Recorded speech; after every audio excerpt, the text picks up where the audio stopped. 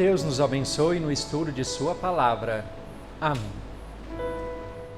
Então, como já começamos no último culto, a introdução aos mandamentos, hoje então damos início ao estudo dos mandamentos propriamente dito, começando então pelo primeiro mandamento. Então, o primeiro mandamento, conforme Êxodo, texto de hoje, texto do Antigo Testamento, Êxodo 22:6. Eu sou o Senhor teu Deus, não terás outros deuses diante de mim. E aí Lutero, então, ele no Catecismo Menor, ele traz uma breve explicação. O que significa isso? Devemos temer e amar a Deus e confiar nele acima de todas as coisas. É uma breve explicação para este mandamento. Temer, temor, não é ter medo. Deus exerce autoridade, mas não é como muitas autoridades deste mundo, autoridades autoritárias que de fato nos levam a ter medo e a nós termos medo de que essa autoridade faça algum mal contra nós. Use essa autoridade de maneira opressiva. O temor de Deus, temer a Deus, é no sentido de ter reverência, de respeitá-lo, de vê-lo sim como uma autoridade que está acima de nós, mas alguém que quer apenas o nosso bem. É como a relação entre pais e filhos. Os filhos amam aos seus pais.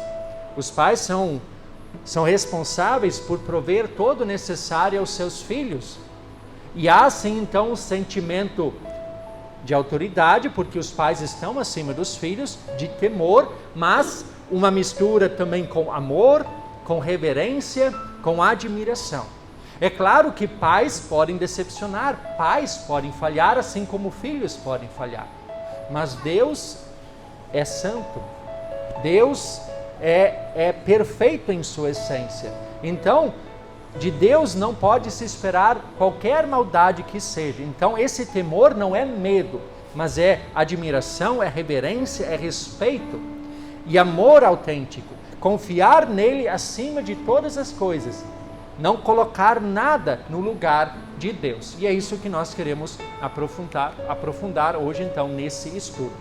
Antes disso, é preciso a gente também falar sobre que Deus é esse. Que Deus é esse que deve ser amado acima de todas as coisas, no qual devemos confiar acima de tudo. É o Deus triuno, o Deus que é revelado na Bíblia.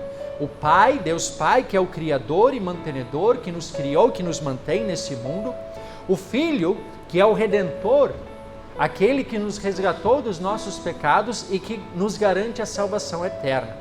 O Espírito Santo Consolador, aquele que cria e mantém a fé em nosso coração e também que nos capacita para a vida cristã diária, nessa luta contra o pecado e nesse propósito que nós temos de sempre mais e mais procurar fazer a vontade de Deus, por mais que nós jamais consigamos alcançar isso de maneira plena e perfeita aqui.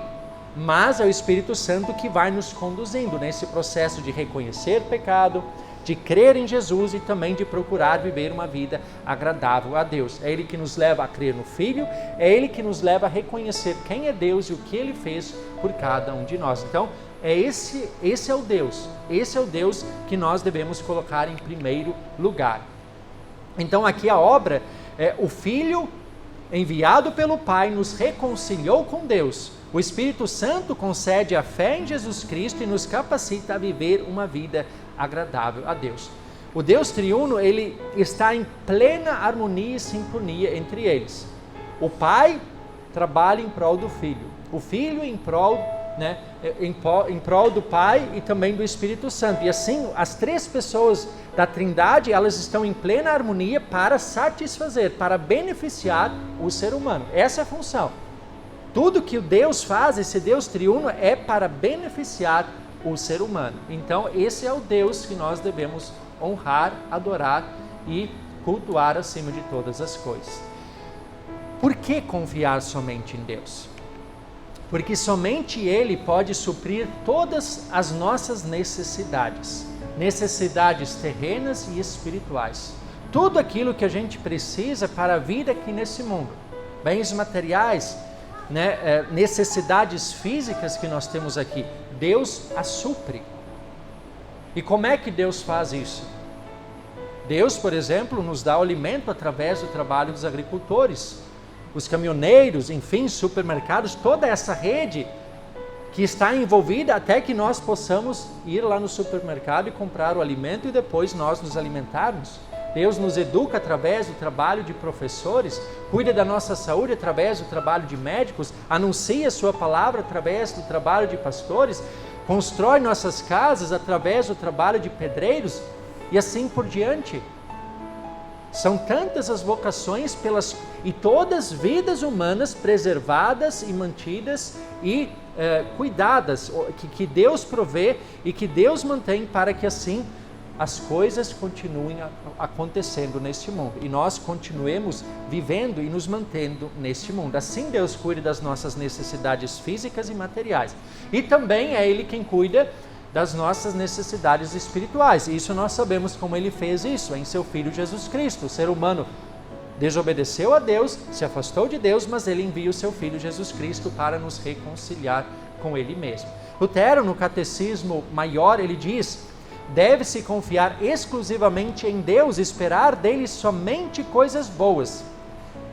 E é Ele quem nos dá o corpo, a vida, comida, bebida, sustento, saúde, proteção, paz e tudo aquilo que precisamos em termos de bens temporais e eternos. Então, tudo o que nós precisamos, Deus vai nos dar. E é dele que nós podemos esperar somente coisas boas. Aqui no mundo, como eu falei no início, pais, por mais que se esforcem, pais podem deixar a desejar. E nós sabemos também que existem pais que parece que por livre e espontânea vontade decidem fazer o mal aos seus filhos, assim como filhos aos seus pais. Então os seres humanos podem decepcionar. Autoridades, governantes podem decepcionar.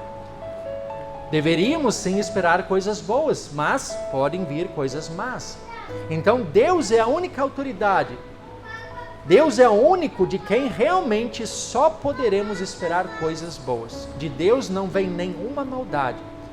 Por isso, existe um texto, um salmo que diz: não confiem nos seres humanos, nos príncipes, nos filhos do homem, mas confiem em Deus. Porque, como diz Lutero, dele vêm somente coisas boas. E aí outra pergunta que é importante a gente também trabalhar aqui nesse estudo: por que existem tantos outros deuses? Tudo bem, nós temos o Deus da Bíblia, mas existem tantos outros deuses, tantas outras religiões. Como nós podemos saber que o nosso Deus é o Deus verdadeiro? E se um outro Deus, ou quem sabe, como muitos dizem por aí, Deus é um só, todos os caminhos levam para Deus, ele tem apenas nomes diferentes, no fim das contas, Deus é um só. Mas aí, se nós formos analisar o Deus de outras religiões e compararmos com o Deus da Bíblia, nós perceberemos que existem lacunas enormes, diferenças enormes entre o Deus da Bíblia e o Deus de outras religiões, Então, mas por que então existem tantos deuses? E aí nós precisamos nos lembrar do que nos é dito lá em Gênesis 1. Quando Deus cria o ser humano, quando cria o mundo e tudo que há nesse mundo, o texto nos diz que o ser humano foi criado à imagem e semelhança de Deus, do Deus verdadeiro. E o que significa isso, imagem e semelhança? Que o ser humano era igual a Deus? Não. Imagem e semelhança significa aquilo que já nós trabalhamos no último estudo, que o ser humano, ele conhecia perfeitamente a vontade de Deus. Adão e Eva não tinham dificuldades, eles não precisaram dos 10 mandamentos escritos, mas Deus os inscreveu no coração deles. E eles viviam esses mandamentos plenamente. Eles não tinham dificuldade nenhuma em viver perfeitamente a vontade de Deus. E eles também conheciam o Deus verdadeiro. Ele não precisava se revelar, porque Ele os havia criado e havia uma sintonia, uma harmonia muito grande entre eles.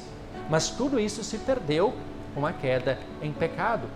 A queda em pecado não apenas obscureceu o conhecimento da vontade de Deus, mas o conhecimento do próprio Deus. A partir da queda, o ser humano não, por mais que queira, mas ele não vai mais, ele não sabe por si só e não consegue por si só cumprir perfeitamente a vontade de Deus. Nós vimos no último estudo países que não são cristãos, se nós olharmos as leis que regem esses países, as leis éticas e morais, nós percebemos que elas são baseadas no quê? Nos 10 mandamentos. Não matar, não roubar, não adulterar, entre outras. São os princípios básicos. E nós falamos sobre isso, que é a lei inscrita no coração, mas que foi obscurecida, mas é baseada nos 10 mandamentos.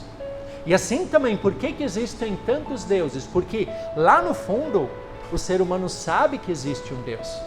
Um Deus que precisa ser adorado, cultuado, um Deus que pune o mal, recompensa o bem, um Deus que precisa ser satisfeito, seja através de boas obras, através de sacrifícios, oferendas, e o ser humano faz isso para alcançar o favor desse Deus, na expectativa de quando deixar esse mundo ter uma recompensa da vida após a morte.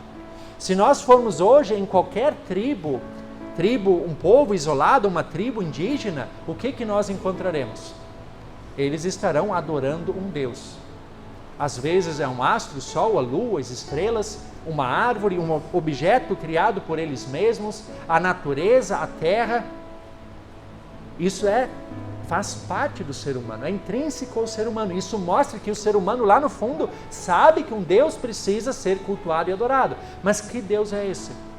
E aí o ser humano, ele vai procurar algo para adorar. E aí, se ele não conhece o Deus verdadeiro, ele vai adorar aquilo que ele mesmo cria ou aquilo que o próprio Deus criou. Né? Então é o conhecimento de Deus obscurecido. Então, como saber que Deus é esse? Na Bíblia. Sem a Bíblia é impossível conhecer esse Deus verdadeiro.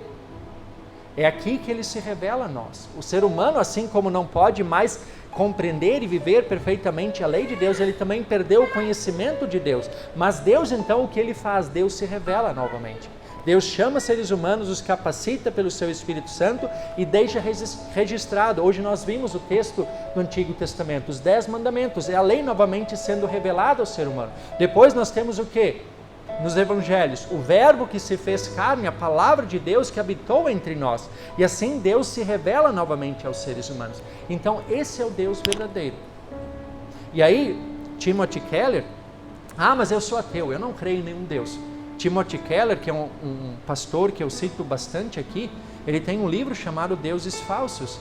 E nesse livro, inclusive, ele vai dizer que até o ateu mais fervoroso, ele tem um Deus. O que se torna um Deus de uma pessoa? Mas eu não creio em nenhum Deus. Aquilo que ocupa o primeiro lugar na vida dessa pessoa. O trabalho, a riqueza, os bens, a família, aquilo se torna o Deus dessa pessoa. Então o ser humano, ele tem essa necessidade de colocar alguma coisa no topo de sua vida, aquilo que vai ser a prioridade em sua vida, e aquilo acaba se tornando o seu Deus. Lutero, no Catecismo Maior, ele fala também de alguns tipos de idolatria. E aí ele diz que a idolatria mais comum é o dinheiro e os bens materiais, pois trazem uma falsa sensação de segurança. Uma pessoa que possui muito dinheiro, muitos bens materiais, acaba se apegando a isso. E isso é importante a gente falar, porque dinheiro e bens materiais são bênçãos de Deus. Deus concede isso. Mas muitas vezes, quando Deus vai abençoando a pessoa acaba correndo o risco de colocar aquilo no lugar do próprio Deus, aquele Deus que deu esse dinheiro, esses bens a essa pessoa. Ninguém vai ser condenado por ser rico. Ninguém vai ser salvo por ser pobre. O que salva alguém é a fé. O que condena alguém é a falta de fé. Então, assim, ninguém vai ser condenado pelo simples fato de ser rico ou possuir dinheiro. Mas se essa pessoa se apega àquilo e coloca essas coisas no lugar de Deus, aí está o problema. Aí está o problema, né? E aí, muitas vezes, as pessoas que se apegam demais aos bens materiais, quando de repente surge um imprevisto, uma crise, a pessoa perde tudo, muitas pessoas, às vezes, acabam tirando a própria vida. Por quê? Porque o Deus delas lhes foi tirado. O jovem rico é um exemplo. Quando Jesus disse, vai e vende tudo, o que ele fez? Qual foi a reação dele? Ele saiu triste. Mas Jesus não estava ali querendo dizer que ele deveria se desfazer tudo. O que Jesus estava querendo dizer é que ele deveria abrir mão do Deus dele. que a riqueza que ele tinha se tornado o Deus dele. Esse era o problema. Não era o fato dele ser rico, mas de ter o Deus verdadeiro, de não se apegar a essas riquezas que ele tinha. Então, esse é um dos tipos de idolatria. Lutero depois ele também fala da inteligência, o poder, o prestígio, a influência. Isso também são coisas que Deus dá, são dons, capacidades, né, situações que Deus concede aos seres humanos. E vem de Deus, mas muitas vezes quando o ser humano é inteligente e ele começa com isso a achar que está acima dos outros, ou até mesmo acima do próprio Deus, o poder, quando se usa o poder com autoritarismo para prejudicar os outros, prestígio, influência, tudo é em benefício próprio e às vezes tornando-se arrogante como se fosse o próprio Deus. Deus não é arrogante, mas as pessoas colocam-se em sua arrogância e ignorância acima do próprio Deus. O que seria o ateísmo? O racionalismo? Quando lá no período moderno, lá por volta dos anos 1800 em diante, quando começou os filósofos, os cientistas começaram a questionar a existência de Deus, a ridicularizar a fé, dizendo que a fé é coisa do passado, faz parte do processo infantil, nesse processo de evolução do ser humano, faz parte da infância. Agora o ser humano já atingiu a sua maturidade e agora não precisa mais da fé. Isso é o quê? Isso é arrogância do ser humano. É o ser humano querendo se colocar no lugar do próprio Deus. Seguindo, né? Feitiços, superstições, magia negra, Lutero cita esses três também exemplos. Feitiços e magia negra talvez não seria tanto o caso entre nós, pelo menos em nosso contexto aqui, mas superstições, quem sabe? Superstições acabam sendo idolatrias. Quando, por exemplo, o que é virada do ano, vestir uma roupa de determinada cor para ter sucesso, dinheiro, paz, amor, isso é o quê? Isso é idolatria. É Deus quem concede paz, saúde, amor, recursos. É Deus quem dá isso, não é uma roupa que vai determinar isso. Determinados amuletos, até mesmo o uso de um crucifixo. Cristãos podem e devem usar crucifixo como, aqui não é um crucifixo, é só uma cruz, mas como testemunho de sua fé, testemunhar, eu sou cristão, mas achar que eu vou usar uma cruz e isso aqui é um amuleto que vai me proteger de todo mal, não. Quem me protege é Deus, não é um objeto.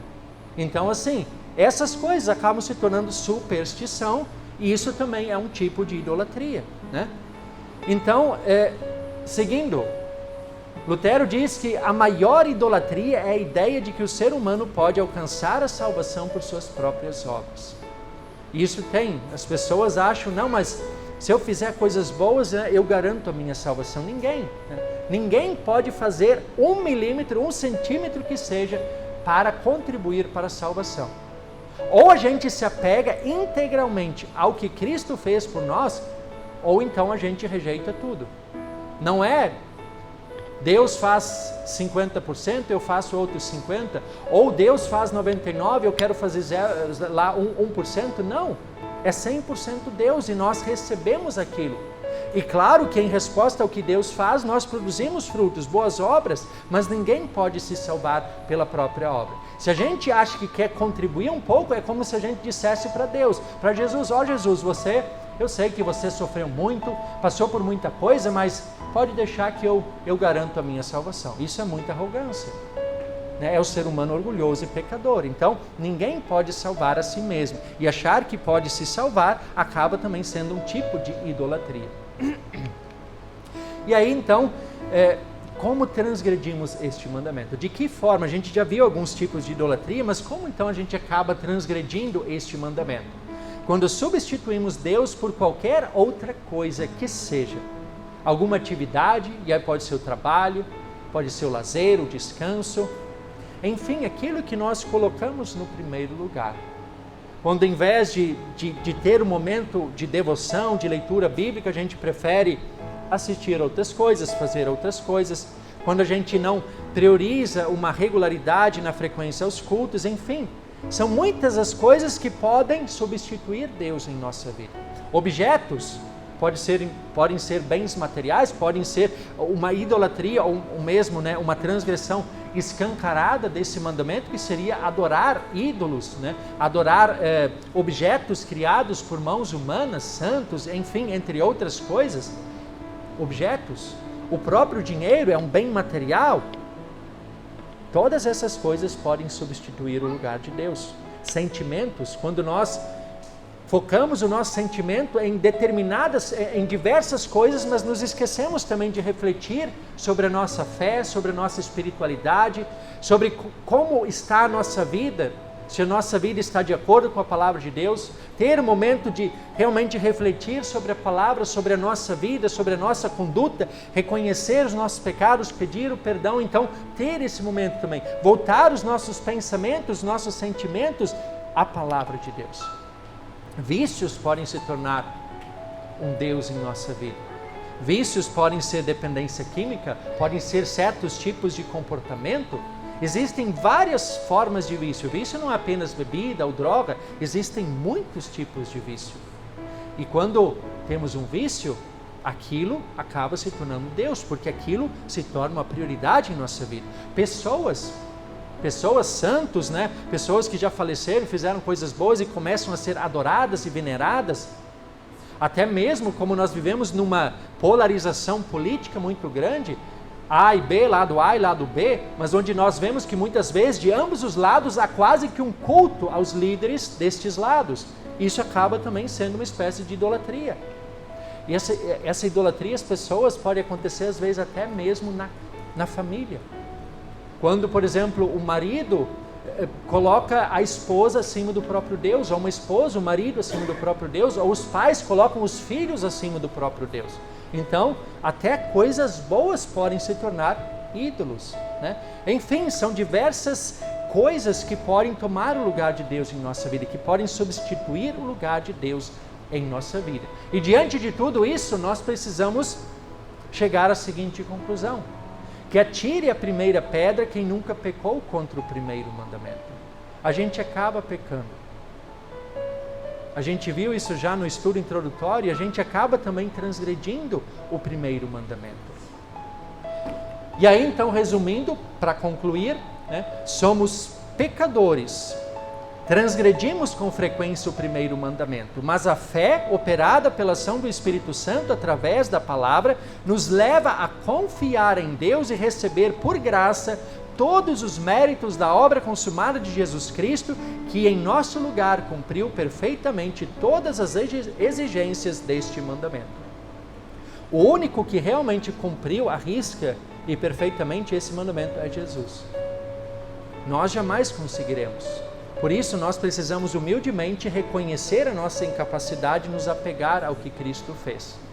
E aí, perdoados, na certeza desse perdão, nós vamos sim agora nos esforçar para, da melhor maneira possível, tentar viver conforme essa vontade de Deus. De tentar, de fato, colocar Deus em primeiro lugar em nossa vida. Dedicar a Ele o primeiro lugar em nosso tempo, naquilo que fazemos, naquilo que somos. Sempre reconhecer que a cada novo dia, que tudo aquilo que fazemos, tudo aquilo que somos é dádiva de Deus. De que sem Deus nada seríamos, nada faríamos. Então, esse é o primeiro mandamento. E no próximo culto, então, daremos continuidade ao nosso estudo, como estudo, então, do segundo mandamento. Podem permanecer sentados, nós cantamos agora o ofertório.